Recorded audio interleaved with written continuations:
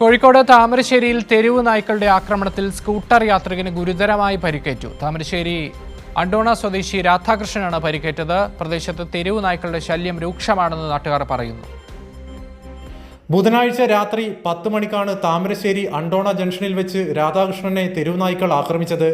ഇയാളെ താമരശ്ശേരി താലൂക്ക് ആശുപത്രിയിൽ പ്രാഥമിക ചികിത്സ നൽകിയ ശേഷം കൂടുതൽ വിദഗ്ധ ചികിത്സക്കായി കോഴിക്കോട് മെഡിക്കൽ കോളേജ് ആശുപത്രിയിലേക്ക് മാറ്റി.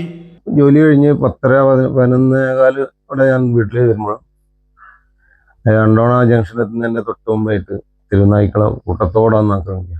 അങ്ങനെ വണ്ടി മറിഞ്ഞ് ഈ രീതിയിൽ പരിക്കുകളും കാര്യങ്ങളൊക്കെ ആയിട്ട് ബെഡ് റെസ്റ്റ് ആയി. നാട്ടുകാർ ഓടിക്കൂടിയാണ് രാധാകൃഷ്ണനെ രക്ഷിച്ചത്. താമരശ്ശേരിയിലും പരിസര പ്രദേശങ്ങളിലും തെരുവുനായ ശല്യം രൂക്ഷമാണ്. ഏതാനും ദിവസങ്ങൾക്ക് മുമ്പ് താമരശ്ശേരി ഹൈസ്കൂളിലെ 5ാം ക്ലാസ് വിദ്യാർത്ഥിക്ക് സ്കൂൾ പരിസരത്ത് വെച്ച് തെരുവുനായയുടെ കടിയേറ്റിരുന്നു. നാട്ടുകാർ നിരവധി തവണ പരാതിപ്പെട്ടിട്ടും നടപടി സ്വീകരിക്കാൻ അധികൃതർ തയ്യാറായിട്ടില്ല.